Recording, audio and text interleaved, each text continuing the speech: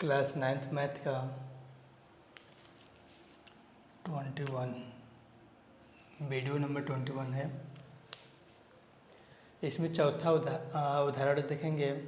करें कि सर्कस का एक मोटरसाइकिल सवार जिस खोखले गोले के अंदर अपने करतब दिखाता है उसका व्यास 7 मीटर है। मोटरसाइकिल सवार के पास ये करतब दिखाने के लिए कितना क्षेत्रफल उपलब्ध है। मतलब कि कोई अपना बाइक लेकर के किसी गोले के अंदर चला रहा है। मान चलो कि गोला कुछ इस प्रकार से रहेगा, लेकिन जिसमें वो बाइक चला रहा है बहुत बड़ा का गोला है, ठीक है। उस गोले के अंदर बाइक चला रहा है और बताना है कि उस गोले के अंदर पूरा क्षेत्रफल कितना जगह है, पूरा कितना जगह है ये बताना है। तो पूरा जगह मतलब पूरा क्षेत्रफल हमें बताना है, तो हम करेंगे कैसे। अभी हम बोले हैं कि गोला का क्षेत्रफल निकालने के लिए 4πr² का यूज करेंगे। गोला का क्षेत्रफल निकालने के लिए 4πr² का यूज करेंगे। दिया क्या इसमें, कहेंगे कि गोले की त्रिज्या, यहाँ पर गोला का त्रिज्या ले लिए और यहाँ पर व्यास लिखा हुआ है। वो जो जिसमें करतब दिखा रहा है उसका व्यास लिखा हुआ है, तो व्यास का आधा ही त्रिज्या होगा। फिर निकालना क्या है, गोले का क्षेत्रफल निकालना है। गोले का क्षेत्रफल, ध्यान देना हम पहले भी बोल चुके हैं कि जो दिया रहेगा उसको लिख लेंगे। तो इसमें व्यास दिया है, व्यास के जरिए हम त्रिज्या निकाल लिए और फिर उसके बाद इसमें गोले का क्षेत्रफल हमें निकालना है। तो यहाँ पर हम क्षेत्रफल लिख लिए, ठीक है। गोले का क्षेत्रफल यहाँ पर क्वेश्चन मार्क कर लिए। अब गोले का क्षेत्रफल फार्मूला यूज करेंगे 4πr², 4 हो गया और ये हो गया 22/7 हो गया। और यहाँ पर r की जगह पर दिया है 7/2 × 7/2, कुछ ऐसे यूज करेंगे। 7 से 7 कट गया, 2 के 12 से ये कट गया 2 बार में, फिर ये 2 के 12 से ये कट गया, बचा क्या 22 × 7। समझ में आया कि कैसे कटा है। 7 से 7 कट गया, 2 से 4 को काटेंगे 2 बार में, फिर ये 2 से इस 2 को काट दिए। अब यहाँ पर 22 और 7 बचा हुआ है। अब इसका इसमें मल्टीप्लाई करेंगे 14 हो गया, 1 कैरी, इसका इसमें करने पर 14, 1 कैरी 15, ये हो गया। अब इसके साथ मात्रक क्या रहेगा, मात्रक यहाँ पर मीटर है तो मीटर हो गया। बताए थे कि अगर क्षेत्रफल निकालना है तो मात्रक लगा के इसके ऊपर 2 स्क्वायर मतलब चढ़ा देंगे, बस इसका हो गया। अब अगला क्वेश्चन देखेंगे।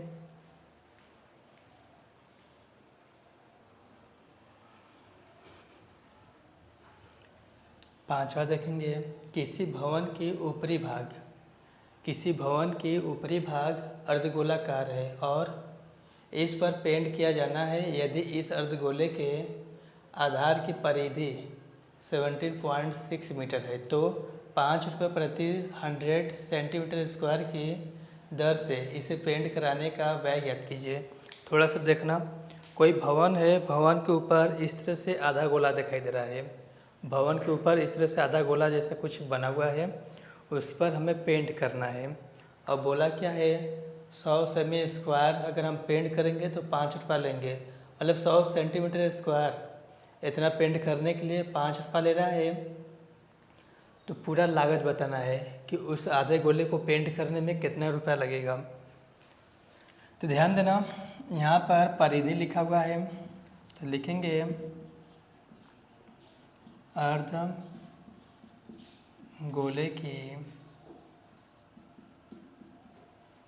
अर्धगोले की परिधि हमारा 17.6 मीटर है और यहाँ पर 5 रुपये प्रति 100 सेंटीमीटर स्क्वायर की दर, यहाँ पर दर लिख सकते हैं।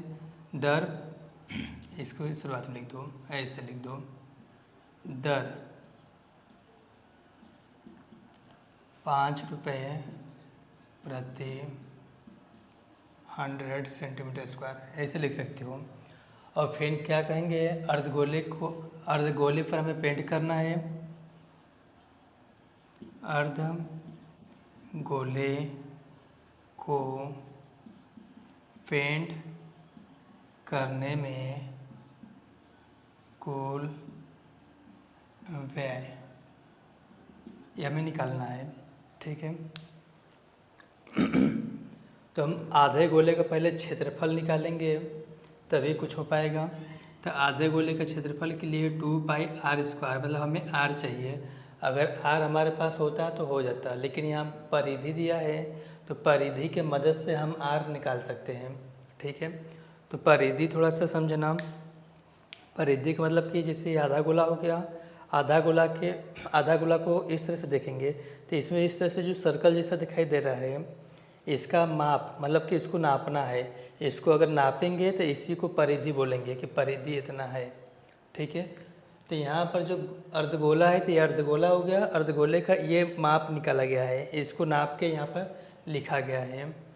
तो इसके मदद से हम त्रिज्या निकालेंगे। तो लिखेंगे अर्धगोले की परिधि, अर्धगोले की परिधि क्या है, 17.6 मीटर है। और परिधि का फार्मूला क्या होता है, 2πr होता है। तो ये हमारा r हो गया 17.6 और नीचे हमारा 2π हो गया, 17.6 हो गया, यहाँ 2 है तो 2 हो गया। और पाई को ध्यान देना, पाई की जगह पर 22/7 रखेंगे, लेकिन ये नंबर तो हमारे नीचे रहेगा। जब सामने लिखेंगे तो 7 ऊपर 22 कुछ इस तरह से हो जाएगा। तो इसमें देखेंगे कौन कैसे कट रहा है। हाँ 17.6 हो गया, यहाँ 2 लिखा है, यहाँ 7 एंड यहाँ पर इस तरह से कुछ लिखा हुआ है। तो ध्यान देना, अगर हम 11 के 12 से काटेंगे तो ये 2 बार में, अगर इसे 11 के 12 से काटे, 11 के 12 से काटेंगे तो 1 बार में 11 हो गया, और यहाँ पर 6 और ये नंबर उतारने के लिए पॉइंट देंगे तो 6, फिर ये 6 बार में कटेगा। इसका मतलब कि 11 के 12 से ये कट गया 2 बार में, 11 के 12 से ये कटेगा 1.6 बार में, ठीक है। फिर 2 का 2 में मल्टीप्लाई करेंगे तो 4 होगा, 2 का 2 में मल्टीप्लाई देखना फिर से 1.6 हो गया, 2 का 2 में मल्टीप्लाई किए 4 हो गया, इंटू 7 बगल वाला 4 से अगर इसको काटे, 4 से अगर इसको काटे तो 4 के 12 से 4 बार में कटेगा। लेकिन यहाँ पर एक पॉइंट होने की वजह से हम एक पॉइंट यहाँ पर देखे ऐसे लिखेंगे 0.4 इंटू 7, कुछ इस तरह से होगा। अब इसका इसमें मल्टीप्लाई करेंगे तो 7 4 जा 28, लेकिन पॉइंट की तरह एक नंबर होने की वजह से यहाँ पर एक नंबर पर हम पॉइंट देंगे, ठीक है। इसी तरह से इसे सॉल्व करेंगे, कहेंगे क्या है 11 के 12 से इसे काटे, 11 के 12 से इसे, ठीक है। 11 के 12 से 2 बार में, 11 के 12 से ये 1.6 बार में कटा है, ठीक है। 1.6 हो गया। अब इसका आपस में मल्टीप्लाई किए तो 4 हो गया, बगल में 7 तो 7 हो गया। फिर इसको सॉल्व करने पर काटना है तो काटो, नहीं तो डायरेक्ट हम 2.8 रख लेंगे, 2.8 कुछ ऐसे रख लिए। अगर काट के करोगे तो और बेहतर होगा। अब इसके आगे का हम यहाँ पर कर दे रहे हैं।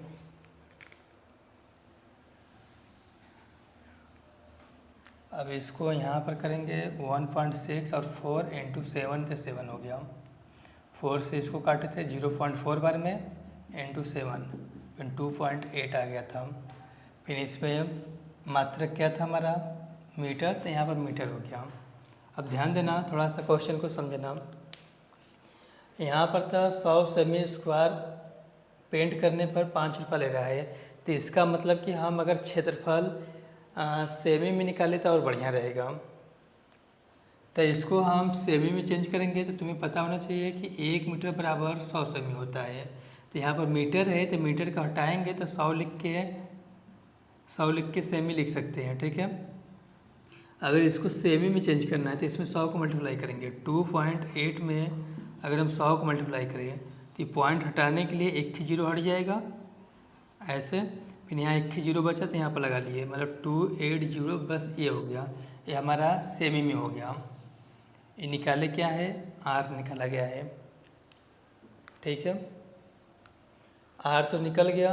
अब हमें अर्धगोले का क्षेत्रफल निकालना है। तो यहाँ पर अर्धगोले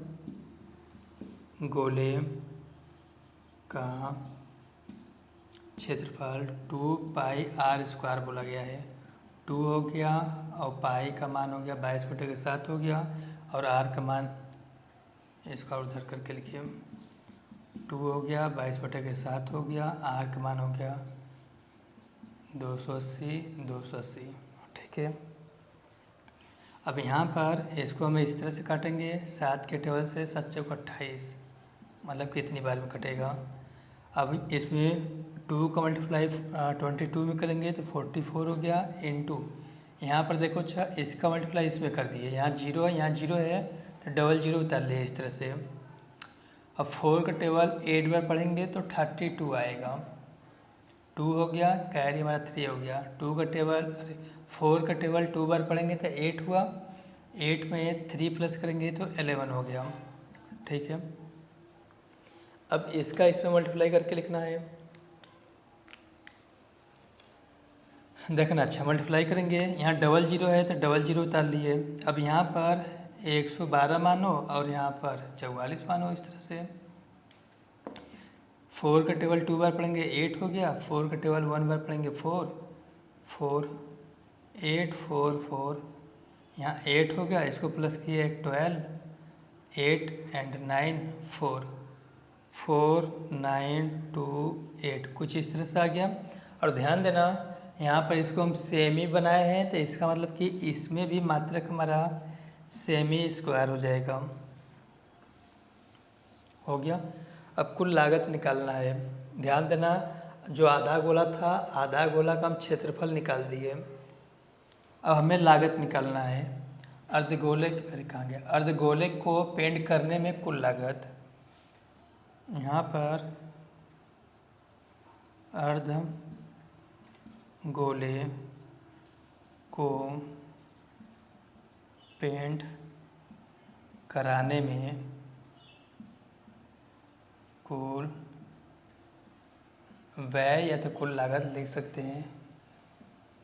तो हमारा क्या होगा, तो ध्यान देना यहाँ पर 5 रुपया ले रहा है 100 सेंटीमीटर, मतलब कि इसको इस तरह से लिखोगे, इनटू यहाँ पर हो गया 49280 कुछ ऐसे, यहाँ पर ये हो गया।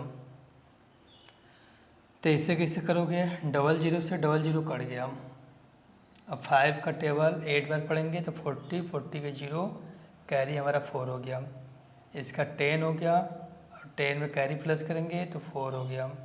अब इसका इसमें करेंगे तो 44 होगा, ध्यान देना इसका इसमें करेंगे तो 45 होगा। ठीक है, 45 हो गया। अब कैरी इसका 1 था, 46 हो गया। अब इसका इसमें किया 24, कुछ इस तरह से हो गया। 24 64 0, मतलब कि ये रुपया में हमारा कन्वर्ट हो गया। तो यहाँ पर इसे रुपया में लिख सकते हैं। बस ये हो गया पूरा।